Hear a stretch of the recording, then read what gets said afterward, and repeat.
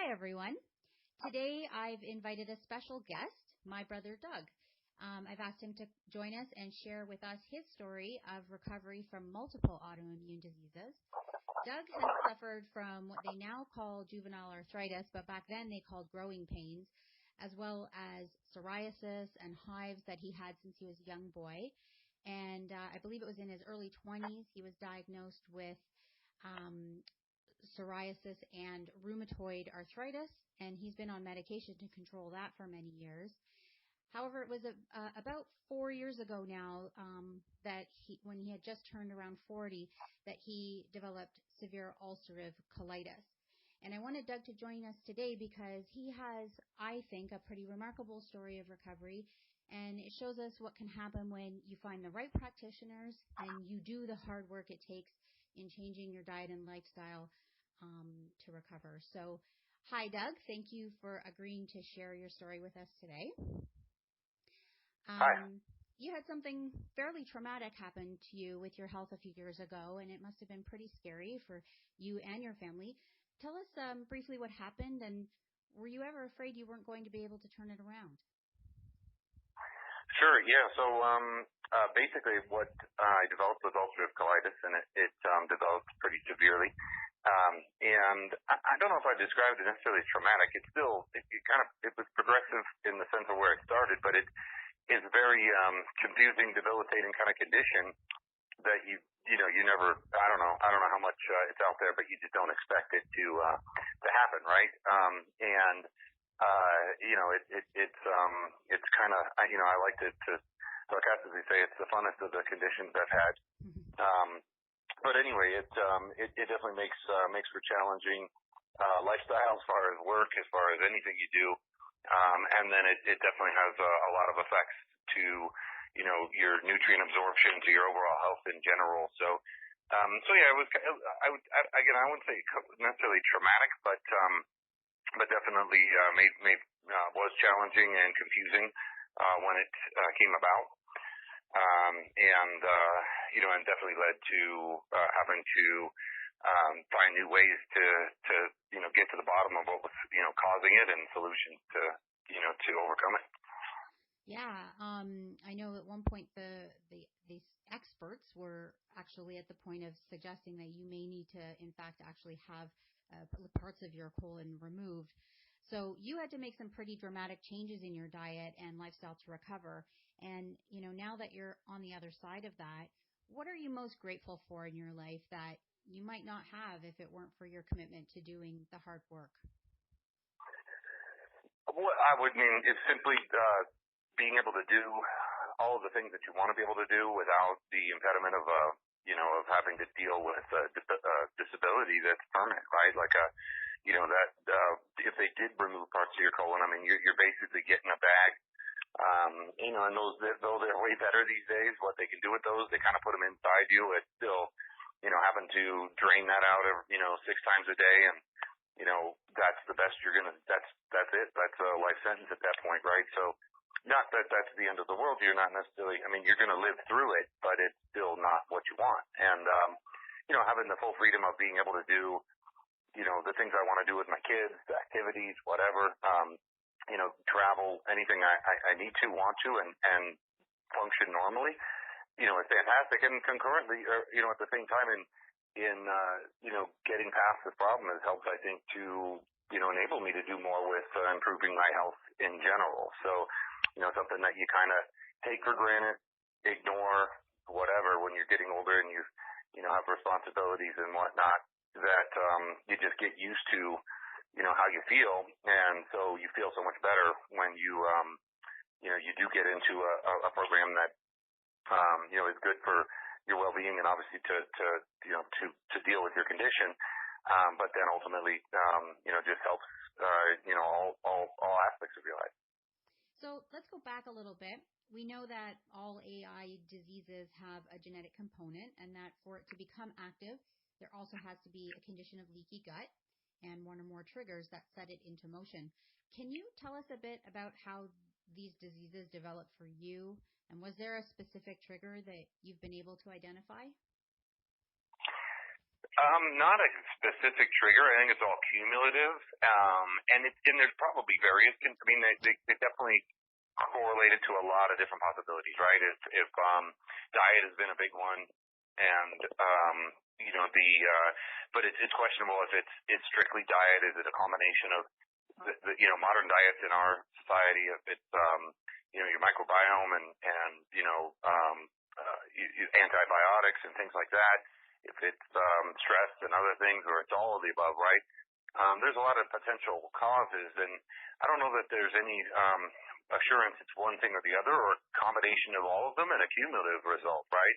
The toxins that build up and the results in your body that are stored in your fat cells and all those kinds of things. Those are all the theories that are go towards what's causing these chronic conditions that didn't occur in people 100, 150 years ago, right? They're all new and modern, have come with how our society's changed and how we're adapting to that. As far as development for me has been, why I would say it's all cumulative, because I've had psoriasis since I was a toddler. They used to call it cradle cap, or that's what they thought it was, because I'd get it in my scalp. And then, but they never really knew or whatever. They just say, and then they figured out, okay, that's psoriasis. It's more of a chronic thing. So they just give you some topical steroid. But, so from that early age, I just always had that. Then I would have hive conditions, and I'd have inflammation, massive inflammation. My whole knee would swell, whatever. Couldn't even put pants on. They could never figure those things out back then. There wasn't as much information, back in those days. So, they would just give you different things to treat it or to get through it. And, so it's something you got used to, and it was just how you were, right? I mean, you grew up that way. And that was kind of what I was used to until I, developed into more significant bone deterioration from, persistent arthritis in different joints, specifically my toes, but, it had been throughout my body, and I just didn't really realize the impact of it until I started getting into the newer biologics that have come about.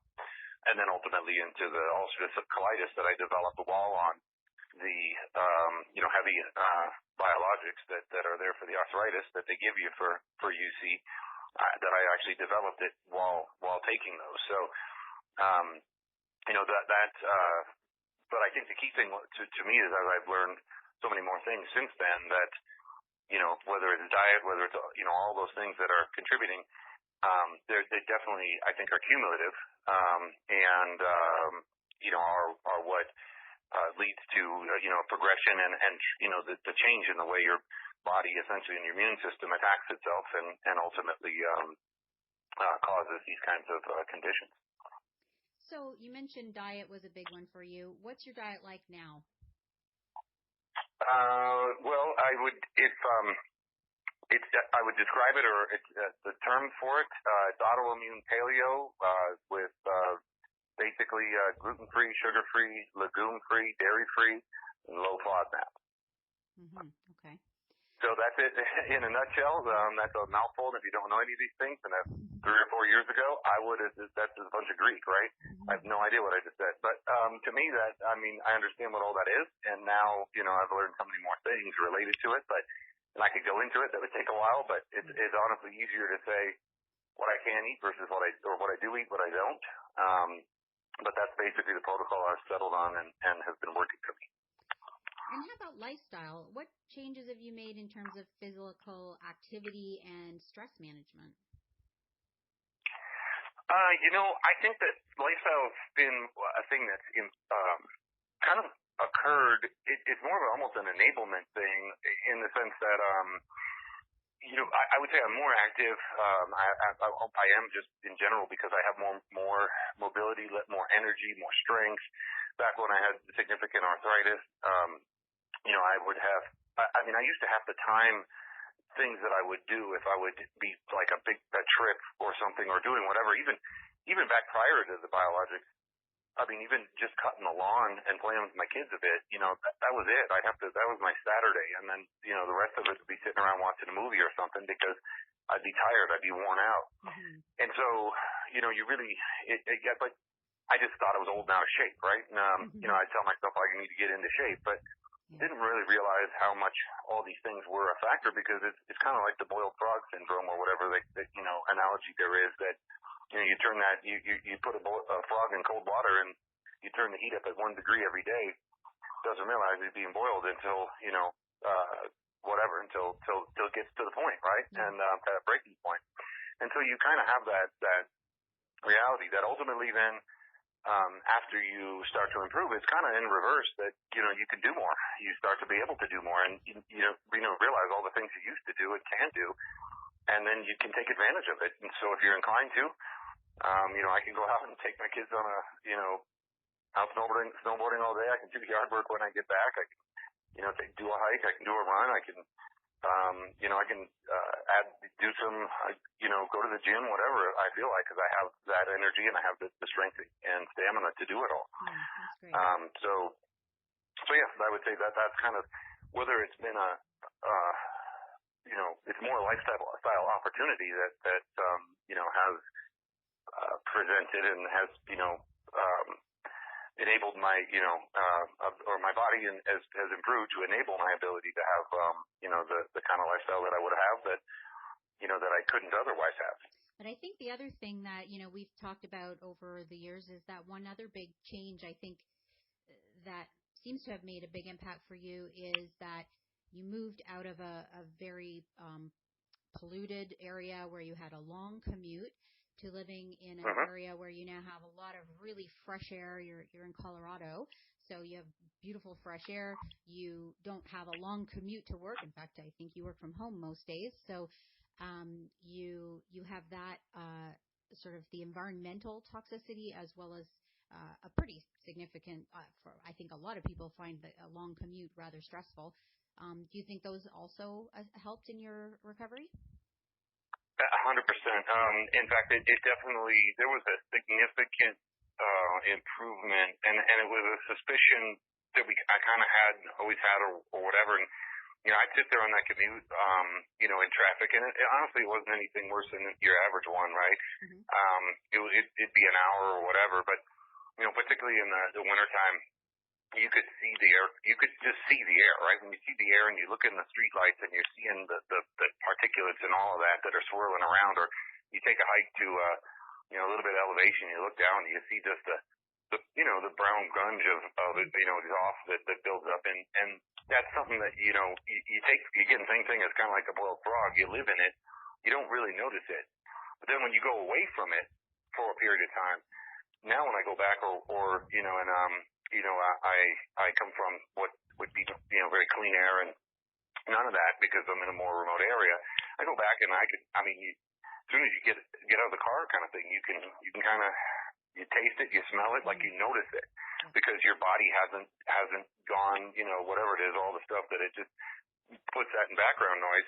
You don't even know it's there. Well, you can kind of tell. So that was a definite when we moved, after, didn't really move necessarily for that reason, but suspecting it could help. And it definitely, though I was on a proven trend, that accelerated significantly after I moved, to the point that there's absolutely, it's not like I could easily recreate the situation or whatever, but I would say if I could draw a trend line, I was improving at a certain percentage rate. If it was a 1% every week, once I moved, it was like it shot up to like 5% a week. Within a few months, I considered it, where I was. I think we officially had moved here in October of 2017. By February, I was kind of calling it, hey, I'm better now, sort of thing. Amazing. Okay, well, one more question for you. What advice would you give to someone who's kind of still in the thick of it? Maybe they're struggling to find the help they need, or perhaps they've tried, whatever they've tried so far hasn't resulted in any major improvements. What would you say? The biggest thing would be to have, to know that it actually, there's more to it, that there are benefits worth it, and and to stick to something, to have some, something to go on. Like if you're just new at any of these kinds of things, again, as I mentioned, like even my diet, right? The AIP, low FODMAP, all these different things you're avoiding, for me, so many years ago, I used to consider pizza the most wholesome food there was, right? It was the perfect food. It had dairy, grains, meats, vegetables, all in one shot, right? It's perfect. And so it seemed like it, right? And it was cheap too. So how do you can't beat it? Well, now I don't even see that as food, right? Like it doesn't even look that way to me. But at the same time, that's just where you come from. So I kind of have to remember that for and try to realize that that's kind of where you come from, and it can be confusing and it can seem like, is this even worth it? Am I even doing the right thing? And that was the biggest thing for me is that, well, I had a lot of motivation, but at the same time, I was trying everything. I joked that I read the internet to the end, and then what, right? What do you do? There's too much to go on. There's so many different protocols, and some things work for others. SCD diets and the vegan diets and whatever. There's so many different ones, and so you kind of have to. And although there's more and more information, it's I think becoming a little bit. But what's your specific condition? Everybody's a little bit different. So what should you be doing? In the end, I found that the biggest thing was if I knew what to do, if I knew somebody, I could say, look, you've got enough experience as a practitioner or whomever that has diet, that has that has insight into holistic, integrated, and specifically autoimmune awareness and protocols on what to do, knows what to look at in your blood, that kind of thing, and can give you something to follow, then follow it and just do it, religiously, and realize that, again, you'll change, but it's in the sense that if you do stick to it, to the point that, if you eat pizza all the time and consider it the perfect food, right? Later on, you'll not even consider that food. Right. And it's just, and you won't find that you're missing anything. And you'll feel great for it. You'll feel better for it if it is what's right for you and works for you. Yeah. And it just takes time. And the other thing is now, I would say it's a lot easier in the sense there's just continues to be more and more products, more and more people adopting this and finding this to be a solution for them. So, find somebody who's done it and get their advice. I could give anybody who wants to know my diet, exactly how I get through it, how I travel. I travel for work all the time still, all that stuff. I can give you a ton of tips for that. So find somebody there that can help you through that sort of thing and then just stick to it. Be consistent. It sounds like that's a big suggestion. Yeah, and as you start it, I would be, again, you can, after it, for me, as significant as it was, it took me, I was probably strict. I was in full elimination for at least 4 or 5 months where I was extremely strict. Mm-hmm. And it was probably a year before I would even be at all relaxed and I'm still, mm-hmm. There's no such thing as cheat days. There's none of that stuff. You don't do it. You just don't, right? And then you change as a result of it. And it's not something, it's not about cheating, right? I think that's what, to me, I think people look at it and say, oh, well, you can have a cheat day and eat whatever you want or whatever. It's like, it's not how that works. It's just how you live and how you eat now, and that's what food means to you. So, okay. Precisely. And so there's nothing to cheat. There's just a way to be, and it's something you become. And you just, again, to me, I don't see anything. I don't feel I miss anything. But I definitely could see it. And again, I had the motivation to change that way. But maybe not everybody is as significant, and maybe doesn't feel they're driven to doing that. But again, to me, it's just how I've become, and I don't feel anything is anything I've missed. So by just sticking to it and committing. Yeah. Well, that's so great. And of course, I'm very happy as your sister, very happy for you and happy to know that things have improved so much. That's all the time we're going to have for today. So I really just want to thank you for taking the time with us. And I'm sure that our listeners are going to find some inspiration and some hope after hearing this today. So thanks a lot. Sounds good. No problem. All right. Bye-bye.